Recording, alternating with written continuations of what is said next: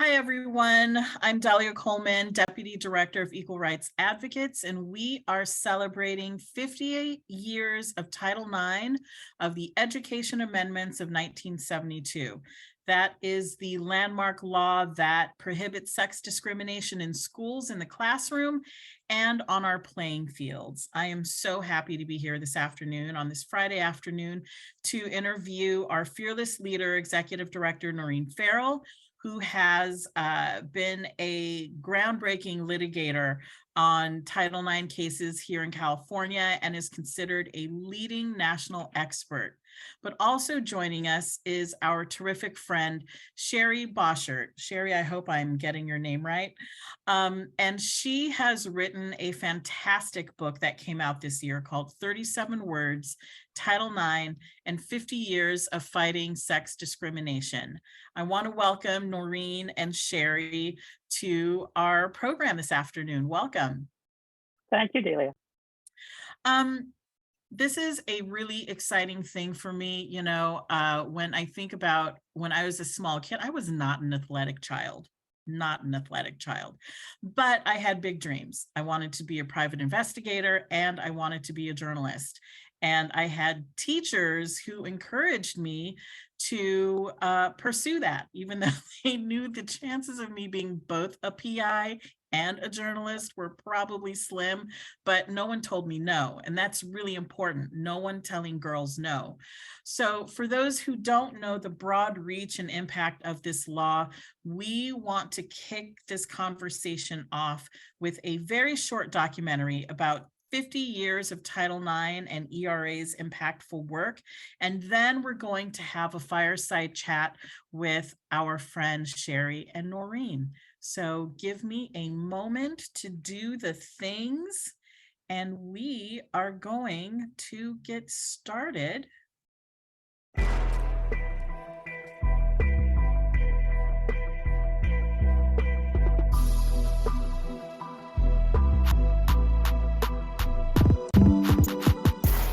We had students who were going into classrooms with people who had violated them. I just didn't understand why it was such a big deal for a girl to wrestle. In elementary school, junior high, and even in college, there weren't a lot of women in the math, science, and engineering fields. Why was I kind of like an outlier? I didn't feel protected. I didn't feel challenged educationally. I didn't feel supported. I didn't feel like I had the opportunities that I should have had. I was always an angry girl. That's what they thought. I was an angry girl. And luckily, I was one of the women that found out I wasn't angry. I just wanted to be equal. And it wasn't equal. And that is something to be angry about. We have a motto that says, I play for my team, past, present, and future.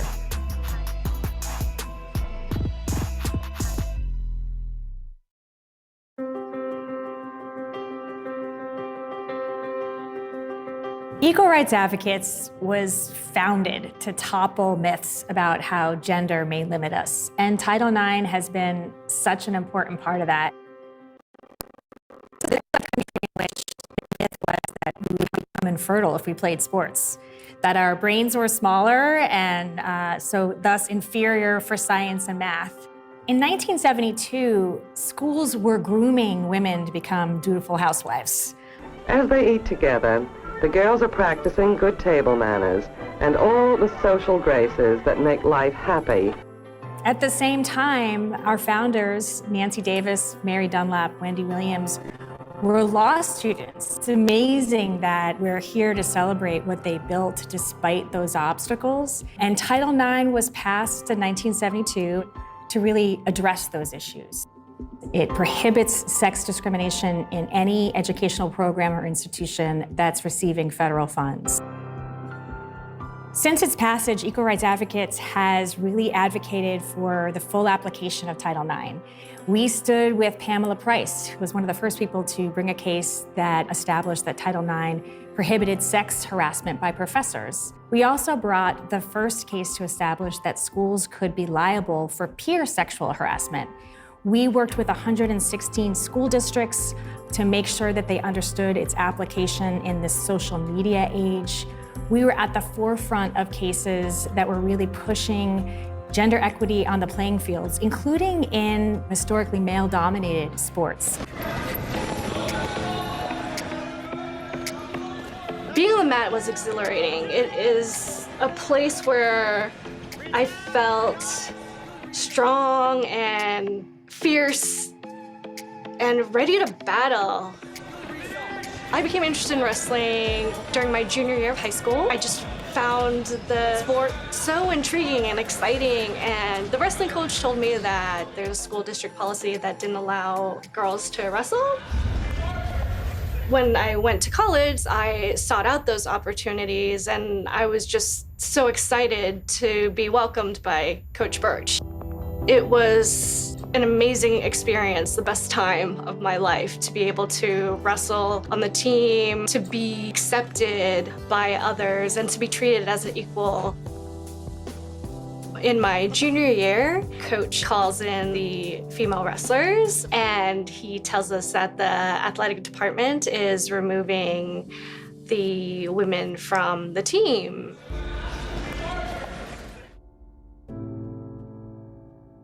I was so confused.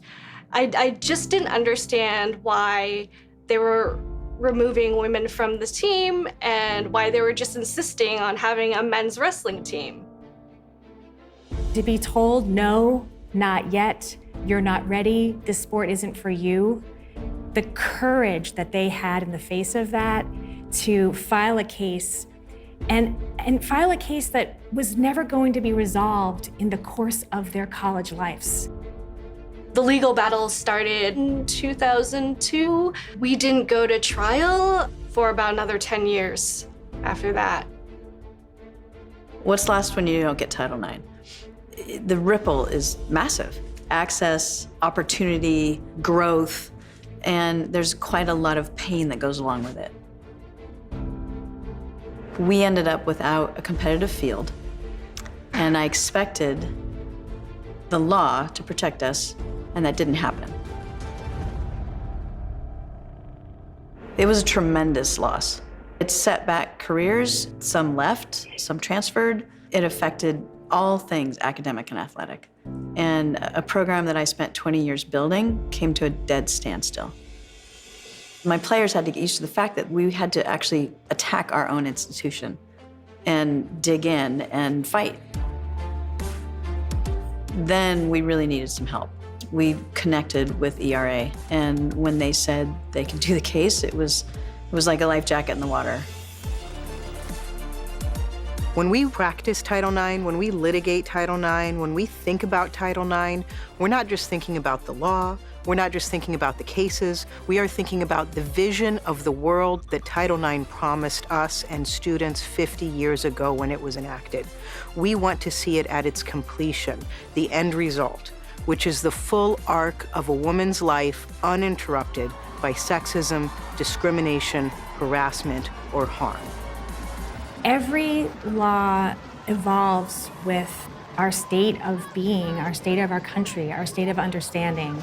And when you think about gender and everyone across all of their gender identities, this law was actually created for them. When I think about schools' obligations to queer and trans students, what I think about most often is a commitment to seeing them in their totality and doing right by them. It's about the student, it's about the survivor. It's about what do they need to continue their education and to feel safe at school. We've seen an incredible amount of change in the Title IX landscape in the past few years. A really important aspect of the Me Too movement was an increased discussion about how pervasive sexual harassment and violence is in schools. And students really did come out more to tell their stories about being harassed, about being assaulted, and really importantly, to talk about how schools failed them. We know what happens to students when they are sexually harassed or sexually assaulted. I mean, 20% of them at college campuses are either sexually assaulted or have an attempt of sexual assault. We don't talk about these experiences and these events. We're conditioned to not discuss assault or discuss harassment. A small group of girls and we wrote a letter to the administration saying we need better consent training.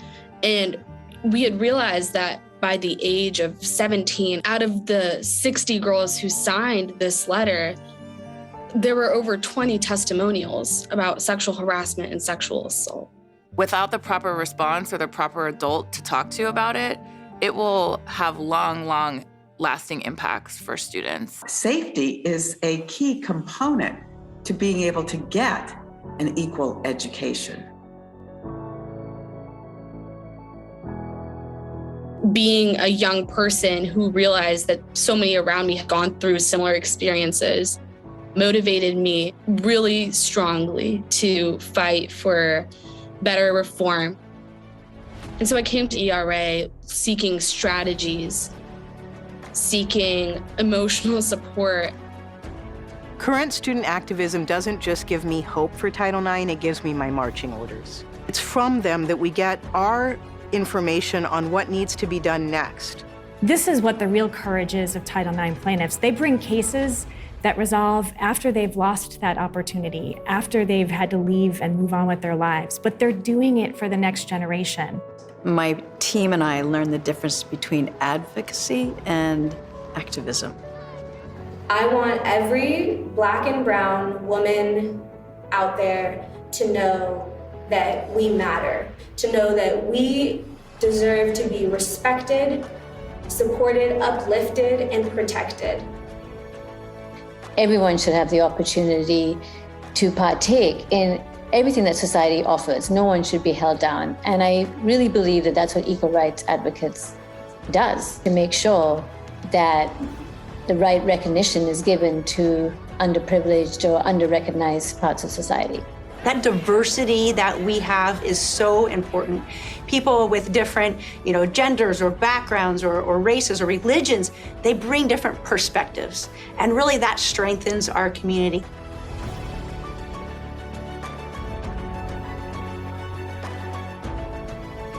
I think about the girls around me who are growing up, and I want them to have a way forward. And, that way forward can't happen unless we make it happen. How do we do better? How do we expand? How do we think past what already is and move towards what we want?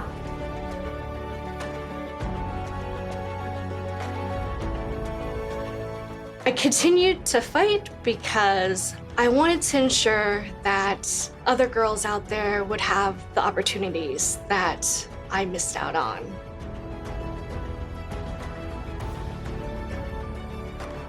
I didn't know that I would need ERA, but thank God they were there. What we do differently than everybody else. But we do it in a way that also supports everyone else doing this work. Each and every one of us has that resolve in us. And sometimes we just have to find it.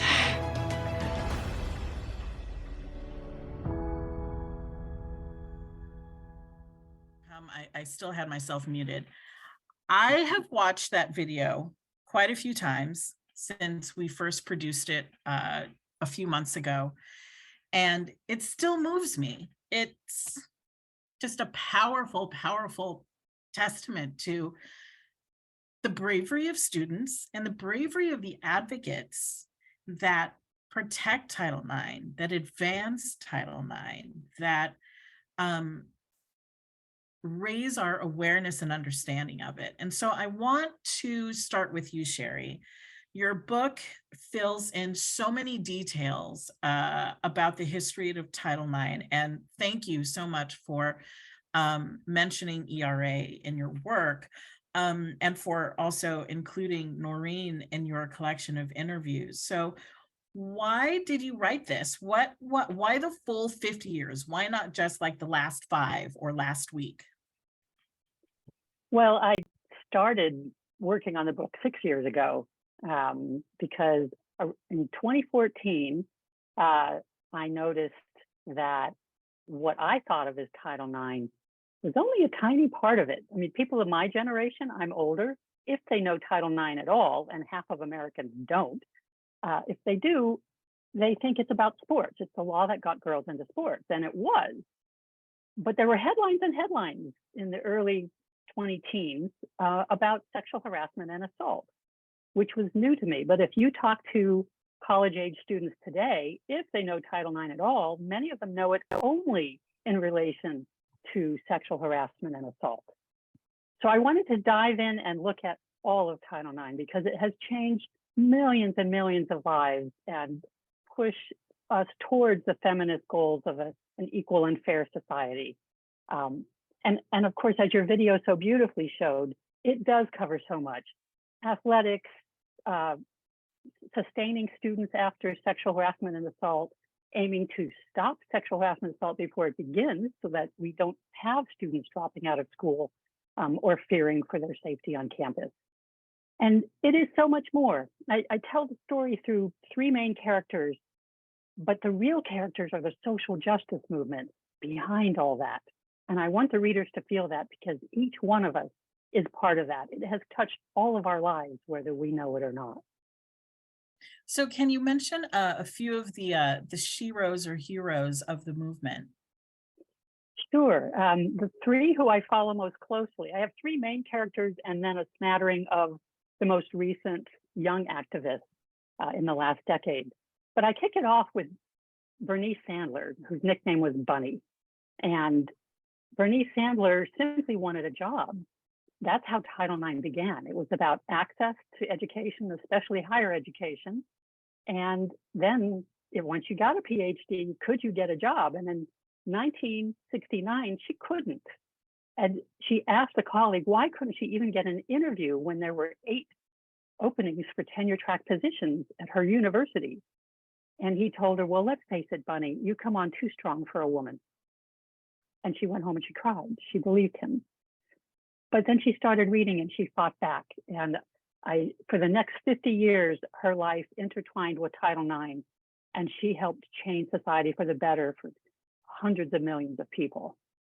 The second person I follow is Pamela Price, who was a young Black student at Yale University when a professor basically tried to extort sex from her in exchange for a good grade.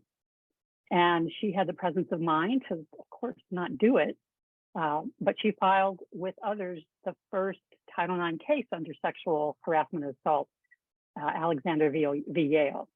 They lost the case, but within a few years, colleges and universities started having policies and grievance policies, which they didn't have before. And then thirdly is Diane Milutinovich at Fresno State University, through whom I tell the story of athletics. Those are the three main themes with, like I said, again, some of the younger activists. But I want to come back to it covers everything. I mean, if you think about today and the crisis we face with climate change, we're going to need electricians to help change the world, to build the solar power and the wind power and expand our grid. Only 2% of US electricians are women. So if we're only training boys and men to be electricians, we're missing half of the workforce we need to save the world. So it covers so much. And I wanted to give that sweeping view for everyone to see that this touches everyone's lives and we all have a role to play. Thank you. Thank you. Noreen, you were interviewed by Sherry, and you have certainly been a leader in the Title IX space. And it was through that video that we just made that I learned how important you were to athletics in California. I didn't even realize that. And I've been working with you closely for the past 5 years. And I'm like, oh my gosh, I had no idea that Noreen was instrumental in so many ways for the expansion of certain sports here at the college level. So who do you credit for Title IX progress over the past 50 years? Well, first, I really want to credit Sherry for writing this book. And I know how painstakingly she researched this book to really give credit and give voice and give life to so many in our movement. So I really want to thank you. This is just, as I say on the cover of our book, which you'll all get because you're all going to buy it, is just really brimming with hope. And it's so meticulously researched. that it does such a service on this anniversary year. But yeah, I mean, my first cases were athletics cases, and they're filed in federal court, so they apply to people all across the country. And we give credit in the film to people like Chris Ng and so many of our clients. But Sherry, as you mentioned, I've also represented people who haven't had access to their robotics club. I've represented many people in sexual harassment and sexual assault cases as well. Young, 15, 14 years old, all the way up to graduate students pursuing science degrees who are being harassed when they try to advocate for their work. So there's just millions of people who've stood forward. And as somebody who benefited from Title IX, I'm so indebted to them and their stories. And what's really has always been really exciting for me about Title IX is it also extends rights to parents who are students. We recently represented somebody who was being forced out of school because she had new baby obligations. And it's very expressed in Title IX about parental rights as well. So in many ways, it's been more forward than other traditional civil rights laws. In some ways, it's been harder because it has an extraordinarily hard legal standard to meet in sexual harassment cases. And so I just want to give the final shout out to all the lawyers that litigate Title IX cases, the experts that come and sit with me at trial and help contextualize not just a school's action in a given year, but what's a school in 2022, 2023 doing not in compliance of Title IX, having had 50 years to do so. Often we have very strong partners within the educational systems that are working alongside us, high road educators that want to do the right thing. And then they're confused by administrations like the Trump administrations who changed the rules. So it's really just been a very comprehensive coalition of likely and unlikely allies that I think speaks to some of the progress that Sherry details in the book. Thank you, Noreen. Sherry, this next question is for you.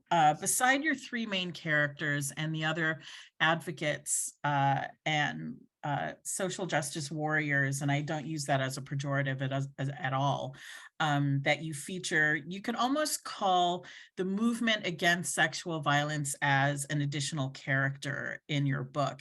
And I'd love to hear more about that. Yeah, well, like I said, I follow certain people in the book to keep the reader turning the page because you engage with those human beings. But the social justice movements are really the story here. They were in play before we got Title IX. They then used Title IX to get us closer to social justice. And they're still going today. They're not stopping.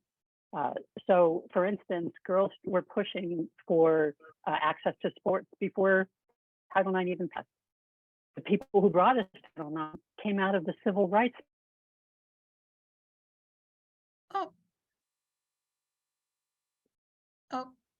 Hundreds of years, in the mid-1800s, a Black transgender woman testified before Congress about sexual abuse of slaves. So it's a long, long history. We pick it up in the book around Title IX, but it was picked up by other movements. In fact, Title IX itself wasn't supposed to be a separate law. It was supposed to be joined with those other movements. The initial legislation was supposed to simply amend Title VI of the Civil Rights Act of 1964, which prohibits discrimination based on race, color, and national origin in broad swaths of society, not just education. And the legislation was going to add the word sex. That bounced in and out of the legislation. There were various people arguing for it or against it in the end. And then it's a fascinating story in that chapter. I loved writing that chapter. But in the end, it was its separate law focused just on education. And that set the pattern for subsequent laws. The Section 504 against disability discrimination became a separate law. The Age Discrimination Act of 1977, a separate law. So they were all in these little silos, which has ramifications today, because if you are, say, a woman of color sexually assaulted on campus, you may have different offices with different rules to handle your case, and you have to choose between the two. That's not the real world. Intersectional discrimination is an entity that can't be separated in that sense. And so we need to deal with that. It comes up in many different ways too. For instance, so many things we've had over time, but some people have benefited more than others. In athletics, the percent of playing slots for college women increased from 15% in 1972 to 44% in 2018. That's a huge gain. We should celebrate that. But of those playing slots, 69% went to white female athletes, out of proportion to their share of enrollment. And you can say the same in almost any category, faculty jobs, athletics, et cetera. So one of the themes of my book is, we can't have this separation. We have to see all discrimination as a harm to all of us and figure out a way to address all of it, including the intersectional discrimination. I so agree. And Noreen, I want to throw this to you really quickly. How have you seen that aspect of intersectional discrimination come into play in ERA's work? I loved every chapter, of course, but I loved that chapter because I feel, I do feel that it's the same true in all of our civil rights cases. When we don't recognize intersectional identities, the right repressive forces are actually pitting folks against each other. They're not seeing us in our totality. They are not, and so it has both political consequences and it has legal consequences. We primarily represent women and gender expansive youth of color who've been experiencing Title IX violations. Their experience comes with a whole other host of discrimination and inequities, and so it really is important that we bring out the statistics that you mentioned, Sherry. Thank you so much, and that we are lifting up those who are centering those who are impacted the most by inequity in our leadership, in our stories, in our narrative shifts about who Title IX protects and doesn't protect. And I think it's time for us to get creative legally, not just through the use of Title IX, but how do we build on Title IX in that respect? I mean, I think clearly there's the need for some call to action in terms of making sure that those who identify trans kids, trans girls are girls, that they are included in sports, and that, for once and for all, there's clarity that everyone can bring their full selves into an educational experience. And the reason why I think that, things started with Title IX in terms of athletics, right? But I just want to remind everyone that athletics is an educational program. And for people who come from low-income families like mine, who come from disadvantaged families, who are first-generation college potential, students, athletics is such an opportunity to build your leadership, to build your visibility in a morass of a lot of students, to provide financial funding so you can attend a four-year college without the extreme burden of debt that comes out of life in college in the United States. And so I think that we have to be thinking about, who does Title IX stand to help the most? And we have to take an intersectional lens when we look at that. And we've certainly done that with not just students of color, but LGBTQIA plus students.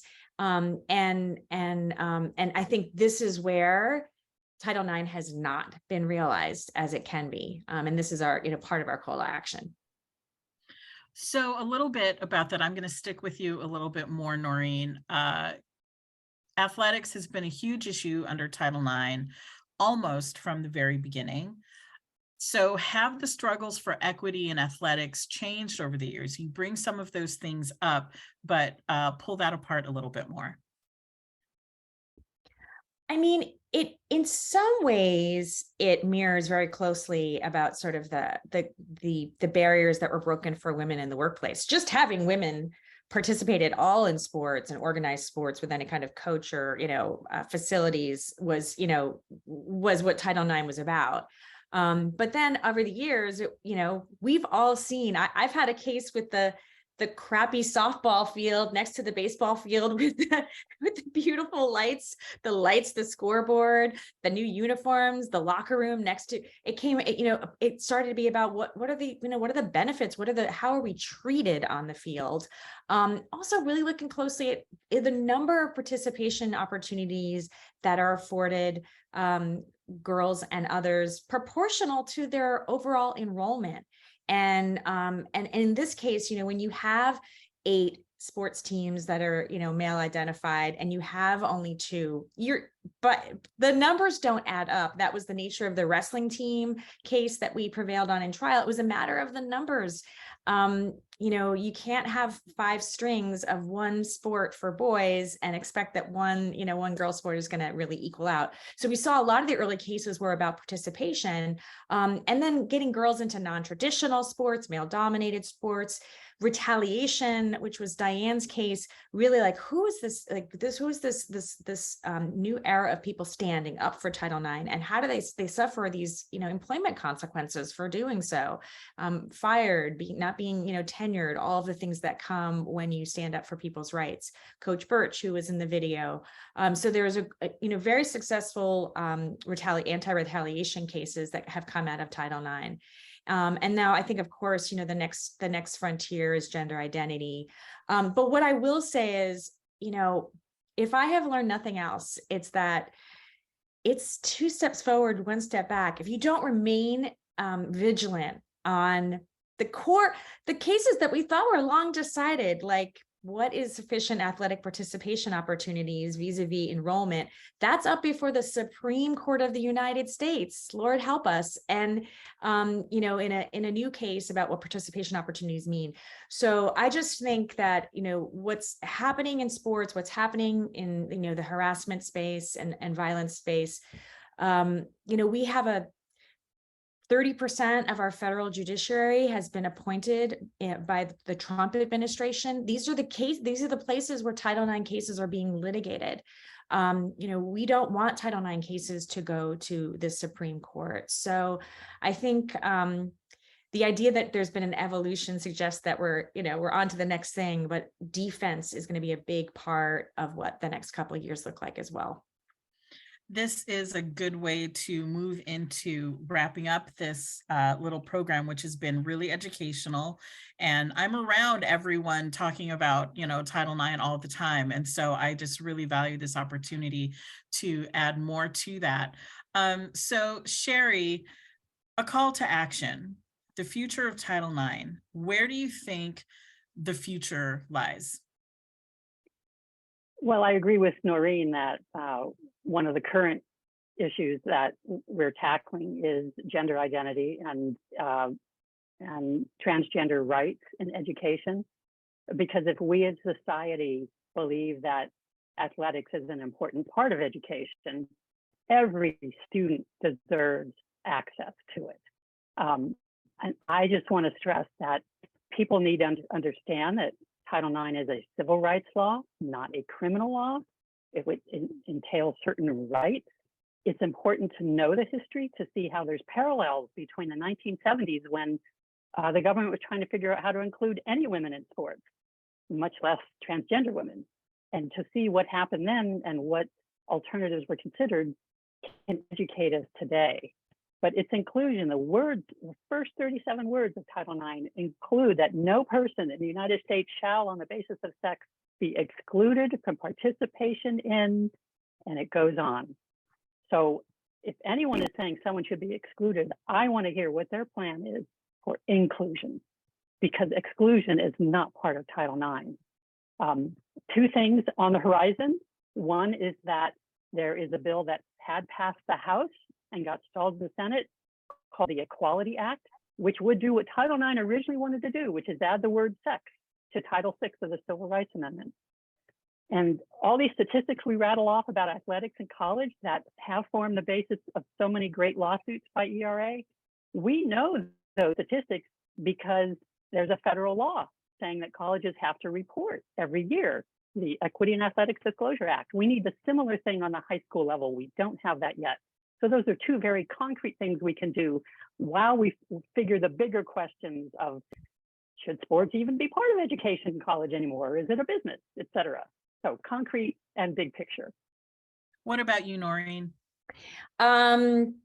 Agree 100%. There's also some really, I think, important work that's happening and being considered at the state level that we're trying to, incubate and then bring to the federal level when Congress decides to stop being stalemated. And I want to mention two things. I think that we clearly need more rigorous requirements of inclusion in terms of trans students and more clear prohibitions and hefty liability and penalties for those who would attack trans students.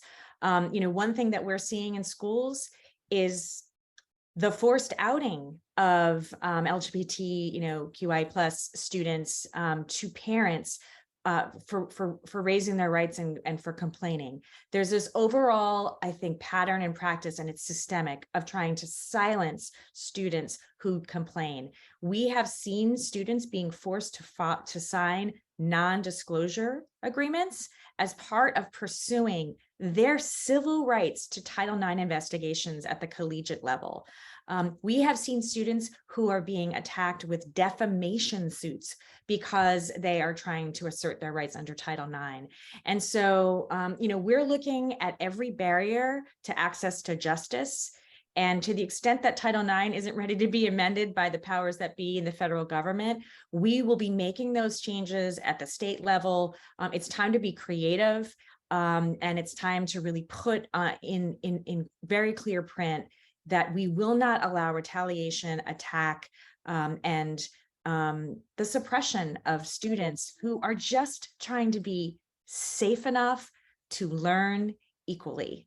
Every person in this country has that right. And so you should expect to see some really bold policy reform and continued very invigorated defense in the courts. Awesome. I can't wait. I want to thank you. One more thing. Oh, both. Yes, go ahead. We have to think about the impact of Dobbs on education equity. I think we need to close out with this conversation takes place right after the election, where we saw 5 states trying to defend abortion access through ballot measures. But look, there is no education equity without reproductive rights and choice and bodily autonomy. And if we want to talk about the new face of Title IX, we all need to be talking about that, because our students can't continue their education if they can't decide when and if to have children. And so this will be a major feature of our work, and I know the work of so many advocates across the country. Considering how the younger generation, particularly Gen Z, turned out this past election, you were absolutely correct, Noreen. That one issue is so incredibly important. And I hope we can press forward on that as we continue our work. Thank you so much for being here. Thank you, those of you who are watching our program. If you have not already, please do pick up Sherry's book. You can pick it up at your indie bookseller or your favorite bookstore online. I want to see this made into a movie, perhaps with Zendaya as, a wonderful student who is fighting for the rights of everyone, and she prevails. Please also sign up to learn more about ERA's Next Gen campaign, which is taking a comprehensive approach to all of the issues that you heard about today. We're engaging students as leaders, we are pushing important policy reform and litigation, and we are building a multi-generational movement to make sure we protect the hard-fought gains of Title IX and other civil rights laws. We'd love for you to join us. Thanks again, Sherry. Thank you, Noreen, for being just important leaders and conversants in this conversation. And we will see all of you soon. Take care. See you in the fight. Thanks, everybody.